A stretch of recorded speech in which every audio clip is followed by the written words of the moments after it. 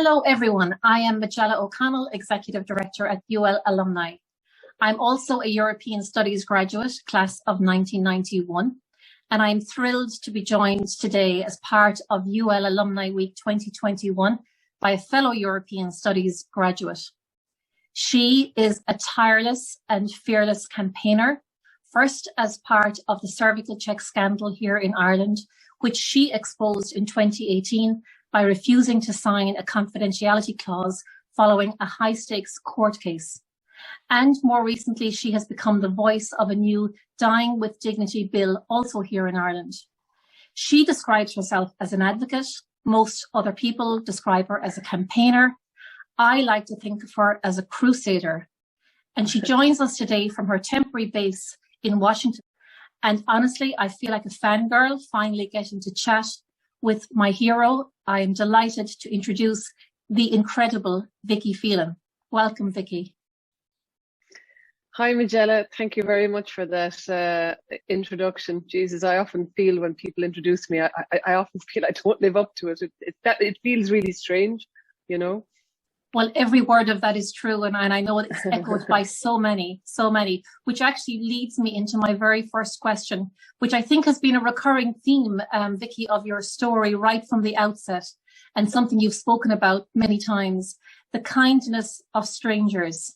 If you could maybe tell me a little bit about that. I know you have the first-hand experience of it today as you live in the US temporarily. Yeah, I think actually since I left Ireland in January, the kindness of strangers has actually multiplied almost threefold, to be quite honest. I mean, I've been blown away since my story broke anyway in 2018 with the kindness of strangers. So, for example, after my story broke back in April 2018, people started sending me cards and messages and things like, I remember one lady sent me a hand-knitted pair of socks, and a lovely card that came with that, basically saying, hope these keep your feet warm when you're having treatment, and blankets. Like, you wouldn't believe the stuff that I've gotten sent to me, and really thoughtful gifts and really thoughtful messages, and just, and stories. People have shared their stories with me. So people who have lost somebody to cancer, or people who are going through cancer themselves, who find great support, I suppose, and motivation in listening to me, and it gives them a bit of kind of get up and go to kind of fight their own battles, I suppose. So I've been absolutely blown away, and as I said, since I came here in January over to the States, it has literally absolutely amplified. I can't get over it, to be quite honest. I've had over 4,000 emails. I have thousands of messages between Instagram and Twitter and Facebook, and then people sending me packages and gift packages and potatoes, berries, tea bags, and Kerrygold I will not run out of. That is brilliant. I love that. I love that the Irish are looking after their own and making sure you're stocked up with all the little treats from home that you might miss. Can't beat some Kerrygold, for sure. In fact, Vicky, I should let you know that in terms of the kindness of others as well, that for me and my colleagues at UL Alumni, the very first time we heard of Vicky Phelan was when an email came around on campus a long time ago, long before your own high-profile case.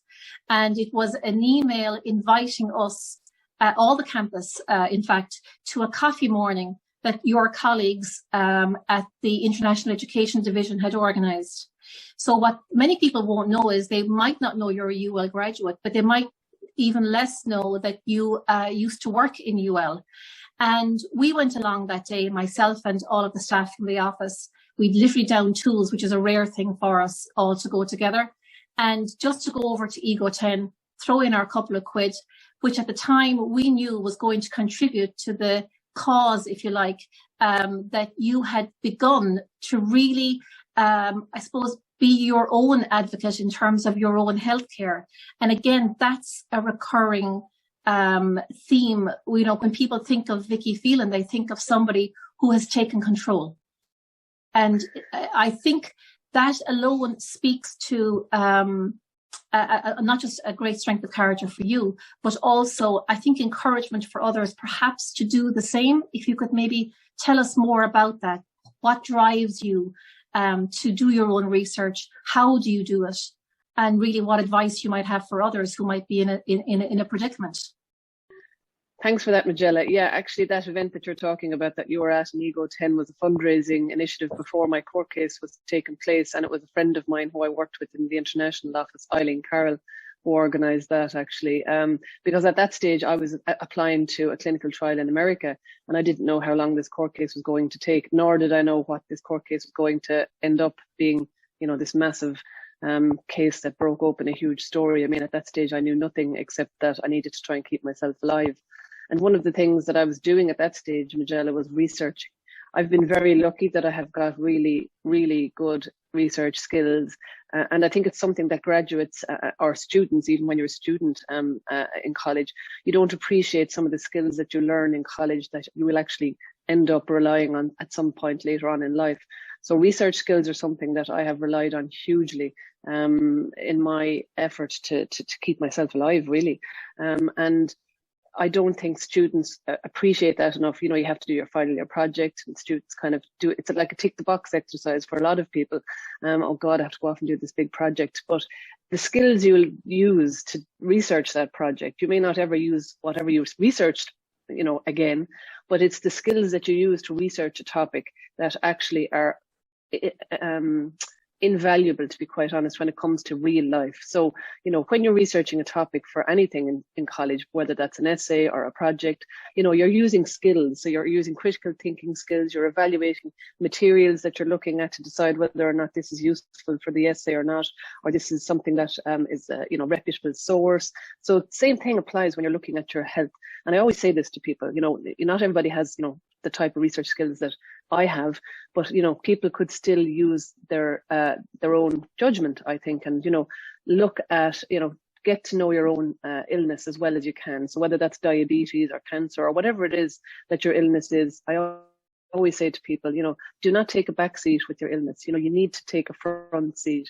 You need to know as much as you can about your illness. So read up as much as you can about your illness, about what's out there, new treatments that are coming on stream, and be comfortable. And that's something that people say to me they find very difficult, is to have that conversation sometimes with their doctor. So people find it very difficult, you know, that doctor-patient relationship traditionally has always been doctor knows best, doctor tells the patient what to do, but that's changing now. And I think, you know, that's one thing that I would definitely constantly harp on about, is that needs to change, that it needs to be more of a shared relationship, that the patient needs to be involved in managing their own care. So if, you know, there's a new drug coming out for diabetes, for example, you know, and the patient mentions it, you should be comfortable to be able to go and talk to their doctor and say, well, you know, would this drug be useful for me? Would it be something that I could look at? You know, instead of waiting for the doctor to tell the patient. Do you know what I'm saying? So I would always say to people that there are certain skills that everybody should be able to employ. And that's kind of, you know, knowing your own illness. And if you don't know your illness well enough, you need to read up about it and educate yourself. And then furthermore, if you have the ability, is, you know, to research new treatments that are coming on stream and to be able to talk to your doctor. And sometimes I say to people who say to me, I couldn't ask my doctor a question, you know, I just wouldn't have the confidence. Well, I would say to people like that, well, then bring somebody with you who would ask those questions. You know, bring somebody who can be your advocate if you're not strong enough, or write down the questions. I think often if people write things down, they're more inclined to ask the question when they get in there rather than kind of remembering. Because I think if you're under pressure or you're you know, not confident enough, if you don't have it written down, you won't say it, and then you're kicking yourself when you come out that door. So, you know, I would definitely say for any college students and graduates, you know, it's a gift. You know, it is a gift to get an education like that, because those skills that you learn in college will come back and be very useful and applicable in your life going forward, particularly when it comes to your health. Absolutely, couldn't agree more. And I have heard you say repeatedly that education has been your lifeline, and that certainly you know, is evident in the process you've described in terms of what you went through to take control of your own healthcare. If I can go back, Vicky, actually to your time as a student at UL. You were encouraged, I believe, by a very influential secondary teacher to consider going to study at university. Yes, I was. So I was very blessed, to be quite honest, with my secondary school teacher. She was my French teacher and my English teacher, Miss Keys. I still find it difficult to call her Breda as her first name, because obviously now that I'm out of school and I've met her on numerous occasions, I invited her to my honorary doctorate and to the launch of my book. So, you know, we've become firm friends, and really she was my savior back in my secondary school days, because nobody in my family, and this was back in the 90s, it's showing my age now, Majella. So I finished school in Mooncoin. I finished my Leaving Cert in 1992. And at that stage, you know, nobody in my family had gone to college. So there was no history of anybody going to college in my family. So, you know, when there's no history of something in your family, you don't think that that's something you can do for yourself. So I don't think I would ever have probably had the confidence to think that I was good enough to go to college. You know, people might find that hard to believe knowing the person I am now. But back then, you know, at 16, 17, and, you know, everybody in my family just went and got a job after they finished school. That's what I thought would happen with me. But my school teacher saw something in me that I didn't see in myself, I suppose. She saw that I was very bright. I was a good student. I've always loved studying. And she really wanted to encourage me to go to college. So she was also, God love her, the career guidance teacher. She had multi-talented skills. And she really, worked on me, I suppose, for about 2 years to give me the confidence really to believe that I could apply to college, because I really wasn't sure that this was something that I would get enough points for, and it wasn't on my radar. And, you know, moving away as well was a big deal for me, because my parents, you know, were not wealthy people, and I was worried about how would I be able to afford to live away from home, all of those things. And, you know, if she hadn't given me that encouragement to apply to college, you know, I don't think I would have gone.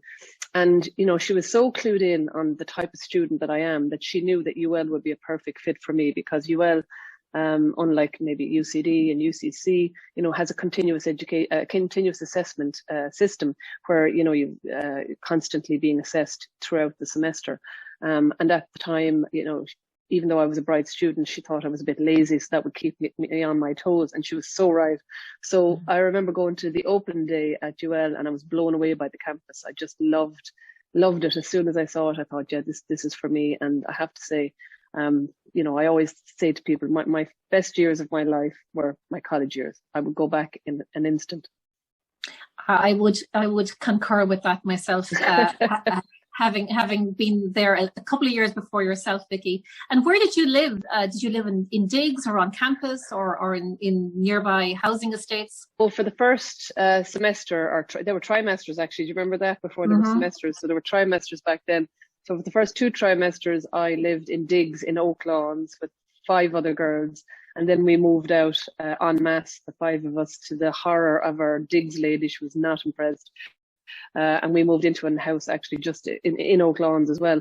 So I moved from Oak Lawns to Ellen Park to Milford Grange. So they were the 3 estates. I kind of stayed on that side at the back gates end for my college years. So yeah, moved around in plenty of houses along there. Absolutely. And along the way, you developed a love of all things French. I know you did an Erasmus period abroad. And is it true that you also got an award for your thesis? Can you remember that? Or can you even remember what it was about? Because I know I can't remember mine. I did get an award, yeah. So in my 4th year, so when I finished my thesis, I think it was like around March or April, just before the exams in May. So there was an award offered by the French embassy for the best graduating student in French. And that's what I got my award for. So I was the top graduating student in French for that year. And they gave me, I think it was a check. I got a check for a certain amount of money, which was like, you know, a lot of money for me back then. And a statue, some kind of a statue, which Mum and Dad have in the cabinet at home. And there was a bit of a do in the Department of Languages, and we had, you know, drinks, and Mum and Dad came up for it. They were so proud. I mean, from me and my family, you know, for my parents, they were so proud of what I had achieved, because, you know, as I said, nobody in my family had gone to college. So Mum and Dad were proud as punch. I remember we took some lovely photos that Mum and Dad have framed at home at that day. You know, it was a big deal for me, and it was really, and you know, those things are important, I think, to get these awards along the way, because they give you more confidence. You realize then, well, you know, well, if I'm the top graduating student in French in my year, I must be good. And it's not that it gives you a big head, it doesn't, but it gives you confidence. If you lack that bit of confidence, I think, to kind of think that, well, you know, I'm doing something right here. and it gives you confidence to go on, I think, and want bigger and better things for yourself. Absolutely, and I'm delighted that that wasn't the only award that UL conferred on you, because I know that the first time I got to meet you, albeit briefly because you were being swarmed by other people on the same day, was when the university honoured you for all of your campaigning work and for your impact on Irish society with an honorary doctorate. Can you tell me what that day meant to you? And again, your parents were there. You mentioned them being there when you got your thesis award, and again for your graduation. So it's one of those special moments to have your folks there and for them to see the recognition that you are being rightly given. Oh, Majella, there are a couple of days that stand out in my life as days I will always remember. And one of them was my honorary doctorate with UL. I had started a PhD as soon as I finished my degree, so I went straight from a degree into a PhD program, and I never finished that PhD, and I always felt that failure. I suppose I'm very hard on myself. I'm a very high achiever, and I never start something and don't finish it. And I suppose I always regretted, that was the big regret in my life, was not finishing the PhD. So, I mean, you know yourself, it's life that gets in the way often. And, I couldn't live as a poor student for the rest of my life. I was on a scholarship, but really it paid very little. And all of my friends were off earning loads of money. And I just couldn't, at 23 years of age, continue. And kind of, I just decided it was a job opportunity came up in UL, actually, in the international office. And I decided I'd take it because I needed to start earning some money. So I just couldn't continue with both. So for me to get an honorary doctorate was just, honestly, it was a dream come true. And it really helped to kind of, ease that, keep that wound covered, I suppose, because I still would kind of have a bit of, regret that I didn't finish the PhD. So to get an honorary doctorate was just, I'll never forget the day I met the president in his office when he, told me that they were going to offer me an honorary doctorate. I literally jumped up. I said, "You're joking me." I couldn't believe it. I was so excited. And I don't know if you remember, Majella, but the day of the award, it was absolutely baking hot. I think it was the hottest day of the year. It was like 23 or 4 degrees, blue skies. It was just, you couldn't have gotten a more perfect day for it. It was just, I was so proud. That was one of my proudest moments, I have to say. Absolutely. I do remember the day well. It was very hot. I felt sorry for anybody wearing a black gown, which would have been you and those in the procession party. And I certainly know, Vicky, that as a graduate, from me as a graduate looking on, it was a very proud day, because you may not know this, but the university in its entire almost 50-year history now has only honoured a maximum of 2 or 3 graduates with honorary doctorates. So you are in this very, very small select company, and it was absolutely a fitting tribute to you in recognition of all of your work.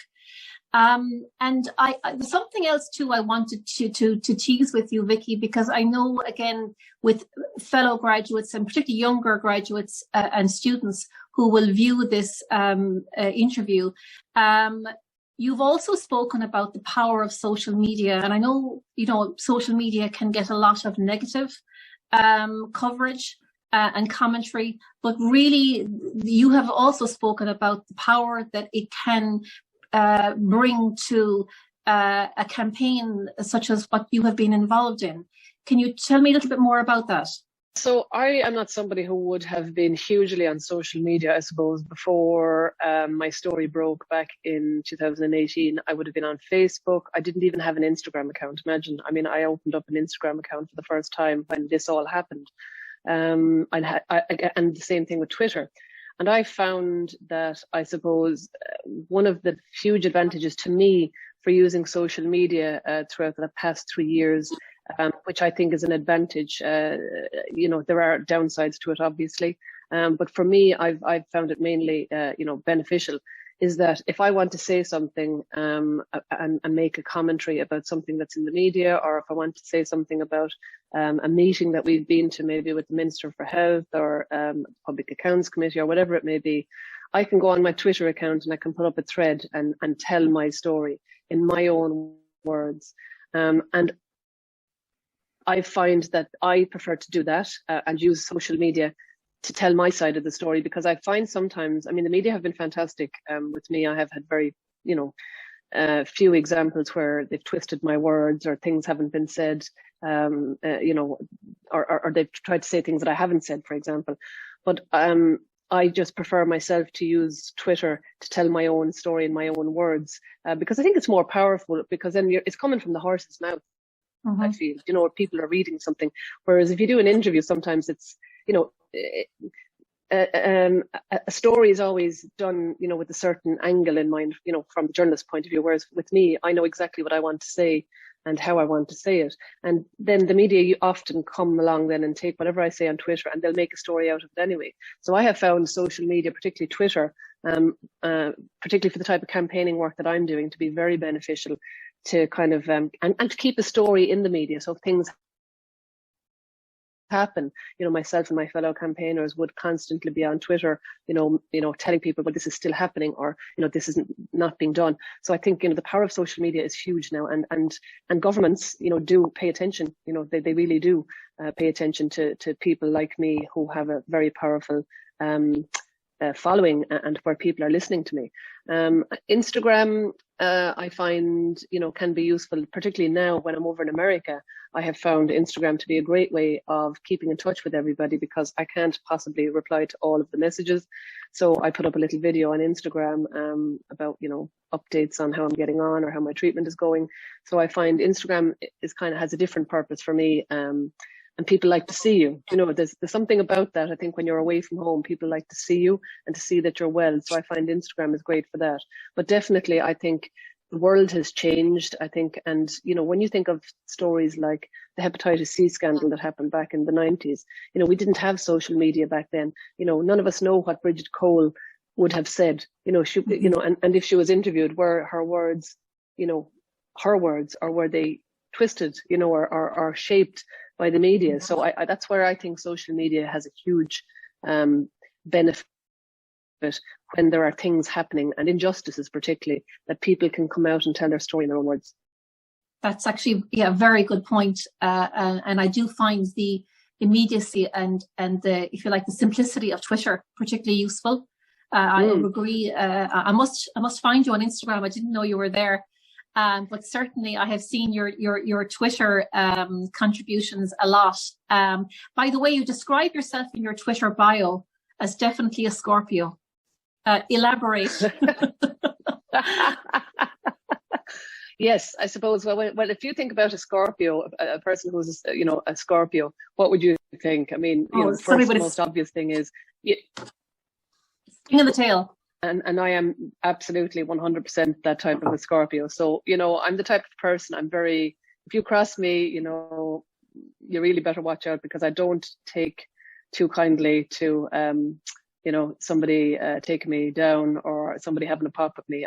I'm very, I have a memory like an elephant. So I remember everything, even if somebody did something to me 10 years ago, I still remember that, unfortunately.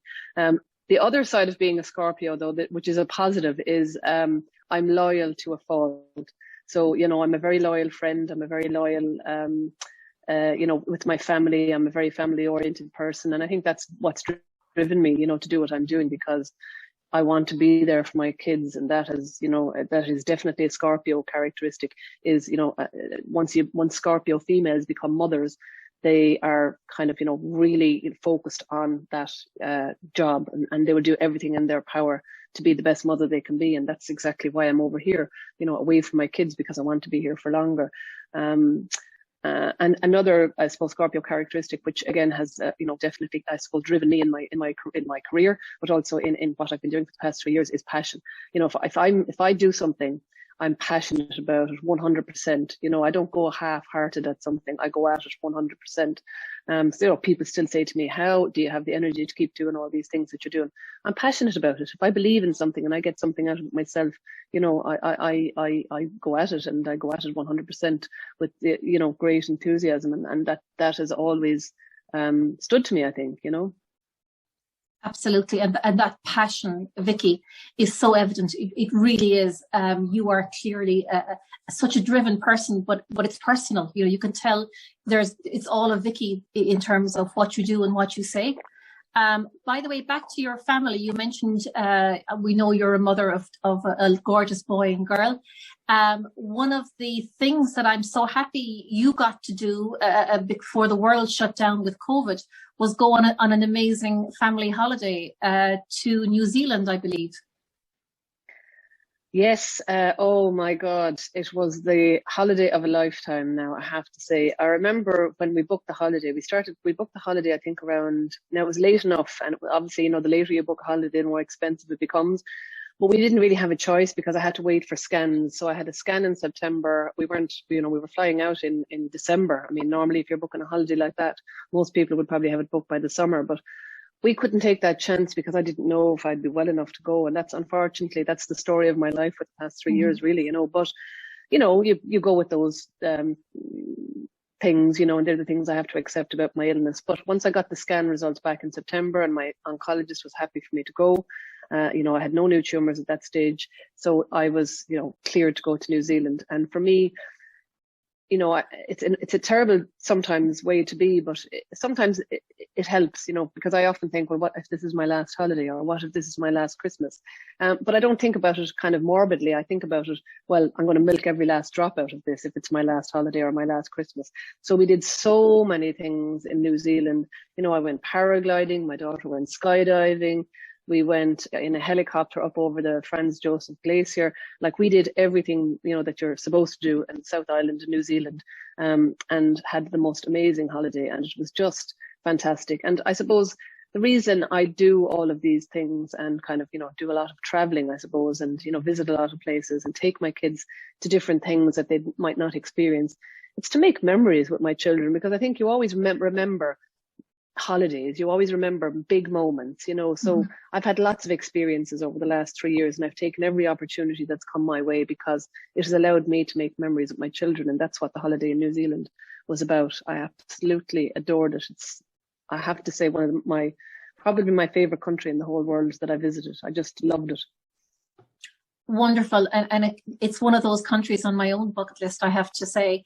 And I'm delighted, honestly, for you personally and for your children that you got to have that amazing holiday before COVID, because obviously that changed everything for everybody. So now here we are, still living with COVID. You're also in another country having treatment. But of course, there's an upside to the fact that you are in the US. Because you have already been vaccinated, which is perhaps something that might not have been guaranteed by this stage if you were still in Ireland. So how has that changed, Vicky, for you? How has it changed your life being vaccinated while you continue to undergo treatment in the US? Yeah, it's changed everything, really, to be quite honest. So I've been here in the States since the 10th of January. And apart from seeing a small number of people since then and going in once to Washington, D.C. to see the cherry blossoms. So the cherry blossoms, seeing the cherry blossoms, I had never heard of this, obviously, and you don't until you visit Washington, D.C. and then everybody's talking about it.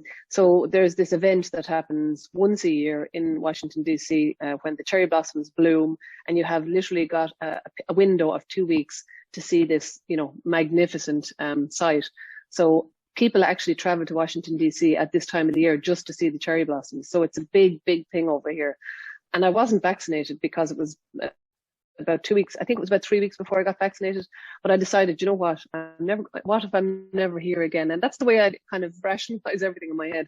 Well, what if I'm never here again in April to see the cherry blossoms? Well, I have to go in. So I did go in to see the cherry blossoms before I got vaccinated. But that was my first foray into Washington, D.C. and it's only 6 miles away. Now, it killed me, Majella, to be quite honest, not to be doing all the touristy things over the last few months. But I just couldn't take the risk, because if I got COVID over here, A, I'm on my own. B, what if I got a really bad dose of it and, you know, ended up in hospital and I'm still on my own? And C, you know, I'm taken off my trials. So for me, it was a very real danger of catching COVID. So I had to be very careful. So I really didn't do a huge amount in the last number of months before I got vaccinated, because I had to be very careful. So as soon as I got vaccinated, sure, God, I've been kayaking, I've been at 2 dinner parties. It's been fantastic. And I've been into Washington, DC twice. And that's only I've only been vaccinated 3 weeks. So, I'm going to absolutely maximize what I do over here now that I'm vaccinated. But it has meant that I can be a tourist over here. I can meet more people. I can live my life a little bit more freely. So it has made a huge difference to me. Well, that's brilliant to hear. And it's only been 3 weeks. So gosh, God knows what you're going to get up to over the next couple of months. There'll be no stopping you, Vicky. So Vicky, I know that you committed to paper your story in the form of your book, Overcoming. I read it. My mother has read it. My sister only just last month read it for the first time as part of her book club that she's in Junebeg. Oh, wow. So I want to ask you in a moment about your book, but I also want to ask you a little bit about Junebeg, because I know that Junebeg in West Clare, you have often said is one of your favourite places, or I think you might have referred to it as your happy place. It's somewhere close to my own heart because I grew up in West Clare, and we would have visited the beach that I've often seen you pictured on. We would have called it the Sandhills growing up. It's where my parents brought us for days out, probably because you can't swim there. So it was easier to bring the kids to a beach where they can't swim. That way you can keep an eye on them. There's 4 of us. But we certainly had great fun on the sand dunes, and I've seen lovely photographs of you on that beach. So tell me what it is about Junebeg and the beach there that gives you that happiness. Oh, I love Junebeg. Yeah, I love Dock Moor, as I know it, I suppose. But it's funny enough that you say it was called Sandhills, because one of the holiday cottages we used to rent from a woman called Nuala, her house is called Sandhills House. So now I know why it's called Sandhills House. Obviously locals would know it as that. But yeah, I discovered Junebeg about 17 years ago. I'd say it was the first time I was in Junebeg, and it was by pure chance. It was a friend of mine in work, actually, who I worked with in UL, had a mobile home in Junebeg, and there's a jazz festival in Junebeg every June bank holiday weekend. And it was this weekend anyway for the bank holiday, and my friend Teresa wasn't going down. They were going away somewhere else, and she asked me would I like to take her mobile home for the weekend. The weather was supposed to be good, so we did. So long story short, I spent a weekend in Junebeg, 18 years ago, and I've never looked back. I don't know, there's something about it. I think I'd never heard of Junebeg before that weekend, and a lot of people from Limerick would decamped to Kilkee or to Lahinch or to Liscannor, but Junebeg wouldn't have been on the radar of a lot of people, and it's quite small. And that's, I think, what I liked about it, the fact that it's kind of off the beaten track. It's a beach that not a lot of people know about. So I love the fact that, I find myself often when I'm down in Junebeg, I could be the only person on the beach, and I absolutely love that. I love that anonymity of just having this whole beach to myself. I'm not into kind of busy beaches. I prefer, a beach that's kind of more rugged and where you can be on your own. And, because for me, going to the beach is a chance for me to kind of sit, listen to the sounds of the sea, and kind of calm myself, because that's what I find. That's what I get out of the sea, is I sit and I close my eyes and I just listen to the waves.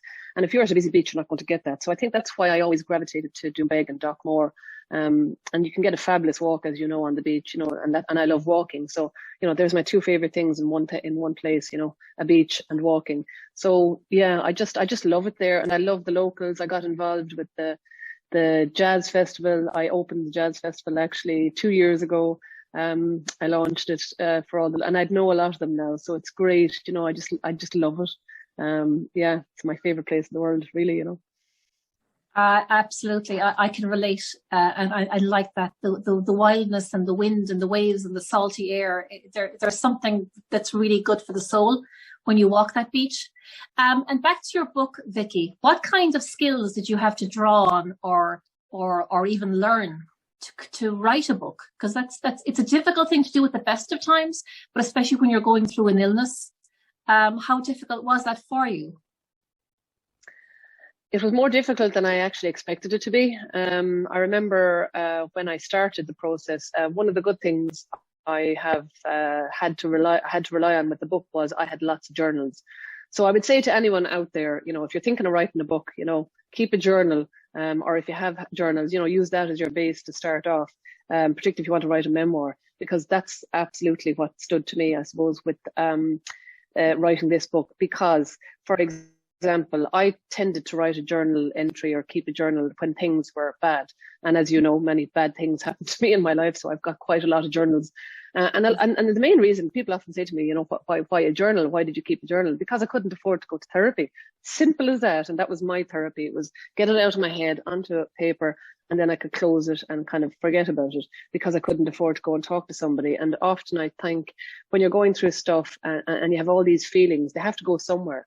And I felt that I couldn't share them with somebody, because some of what I was thinking was, you know, I felt guilty for thinking the thoughts I was thinking. So at least if I wrote them down, well, then nobody else is going to read it, but I felt like I got it off my chest.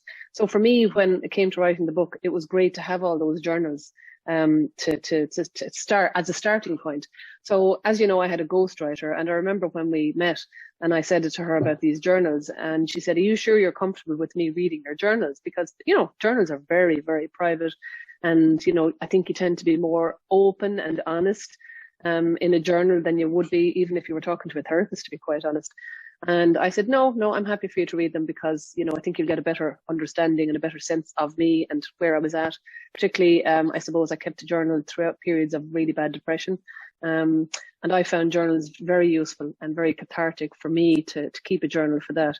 So they were the kind of the basis for the book. And then the rest of it was made up with kind of conversations and about, you know, my memories of certain things. And, you know, it was a lovely experience at times, because, you know, I got to find out things about myself that I didn't know. So when I was small, for example, so my ghostwriter came down and met my parents and, you know, asked them lots of questions about when I was a child. Like that story in my book about me going to the principal at 3 years of age. You know, I was 3.5 and I wanted to start school, and I was driving my mother crazy. And I could read at that stage, you know, because my mother is always, one of the things my mother always instilled in us, which is great, was to read and to read books, because she's a big reader herself. And so she would have been reading to me from, you know, at the age of 2 or whatever. And then I started reading myself at the age of 3. Mum could see I was picking up words. So by the age of 3.5, I could read small books. So the principal, I was driving my mother mental about going to school, and I had never heard this story. So there were some stories that came out about my childhood that I didn't remember. And that was lovely, actually, for me to kind of get those stories and, you know, for my parents, I suppose, to relive them as well, you know. And it kind of, I suppose, that the process was great, because I could see a pattern. I could see that, you know, I was always this strong, stubborn, determined child, you know. I didn't just become that. I was like that from day dot, really, you know. So I always say to parents, you know, if you've got a stubborn child, you know, don't discourage them, because I think stubbornness is actually a good trait. It's not a bad trait, because it will get you a lot, especially through hard times. I think if you're stubborn, that stubbornness will help you get through. So stubbornness, I think, is a good trait to have. I couldn't agree more. In fact, just yesterday evening, I was messaging back and forth with the chairman of my son's soccer club. And I was saying to him, well done on all of the preparation and getting the kids back to soccer last night. Last night was the first time back since you know, last year. And he replied and said, you know, I'm a very stubborn person. And I replied and said, well, I see you as dogged. I mean, you know, dogged is a great way to be, because you never give up. And I think that describes, you know, you, Vicky, to me. You never give up. One other passion I know you have is music. And I know you were on the radio recently chatting with Dermot and Dave about your favourite songs and favourite memories and everything. And one band jumped out of the conversation, Vicky, which is a band that would be known to a lot of UL students over a certain era, including myself. I was a student in the late 80s. And actually, one of my classmates, Donald Duggan, was a saxophone player with the Stunning at the time. So we were like groupies following him and them around. And I know the Stunning, it has been a big part of your life as well. Can you tell me how that happened, and also what a nice surprise you got when you finally got to meet the band? Yeah, my God, I'm in awe. I didn't realise that you were a Stunning groupie and that you got to see them up close in person. And as a student, you lucky thing. Yeah, I suppose I've been a Stunning fan since about 1991, so I would have been about 16, 17 at that stage. I remember seeing them for the first time in Waterford. They played an outdoor gig called The Thrill on the Hill. Imagine, Jesus. It's funny the things you remember, isn't it? But I remember going in distinctly with all my friends to see them playing and just being blown away. I think there's nothing like live music.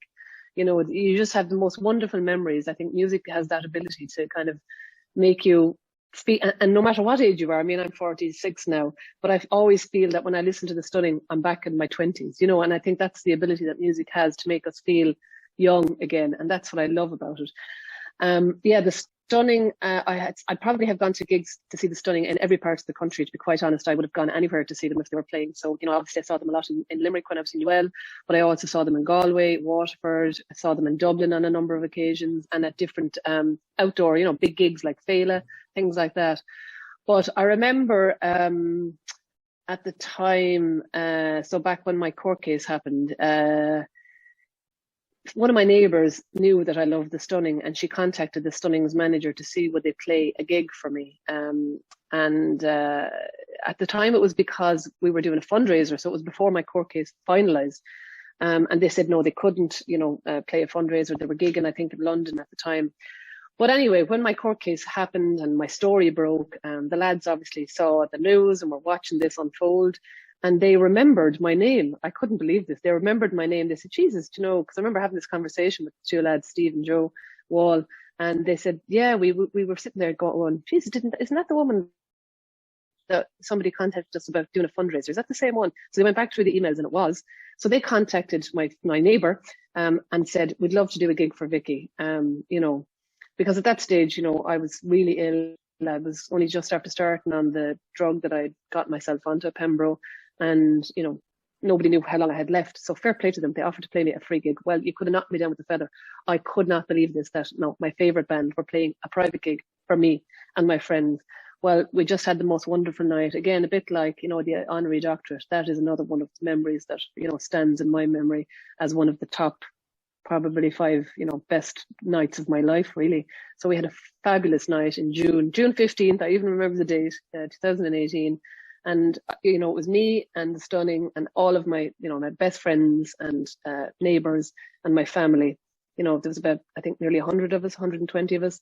Fabulous night. Just absolutely amazing.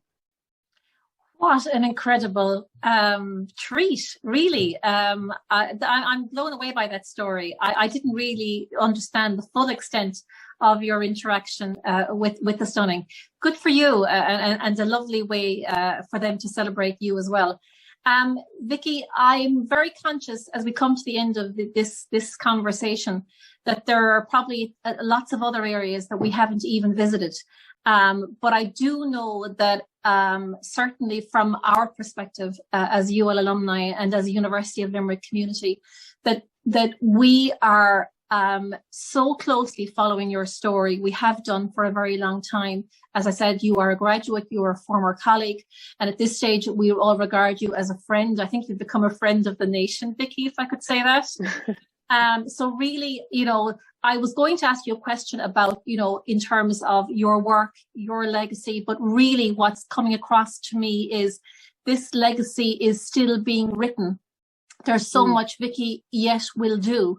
And I just, on behalf of all of my colleagues, wish you continued success with your treatment, with your campaign work, and with your immediate term in terms of adjusting to life in the US. I know you're also hoping to get back to Ireland at some point in not too distant future to be reunited with your gorgeous kids. But I just want to say, honestly, on behalf of all of the women in particular in Ireland, but also as a society, a huge thank you for all of the work that you continue to do on our behalf. And it's a privilege to have been able to talk to you today, Vicky. Thank you so much. Oh, thanks so much, Majella. I mean, I was delighted when this request came in to talk to you, because UL holds a very special place in my heart. I never left there. I mean, you know, my mother always said to me, Jesus, you know, are you ever going to get a real job? Because I went from being a student in UL to working, or to being a postgraduate student in UL to working in UL. and then I went from UL to WIT. So I never left third level education, you know, and there's a reason for that, because I absolutely love education. I think education is so important. It is what gives people the power to act, what gives people the power to have agency over their lives, to be quite honest. And UL for me was instrumental in shaping the person that I became. So I'm always so grateful to be asked to do anything with UL, and I have absolutely, you know, some of my best memories are tied up with being a student and working in UL. I just think you're a fantastic community.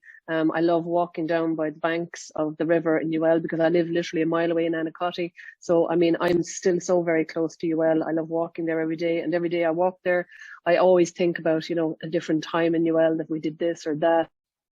And yeah, my life is tied up with UL, to be quite honest, and I think it always will be. So thank you so much for inviting me to talk to you today. Our pleasure. Thank you, Vicky.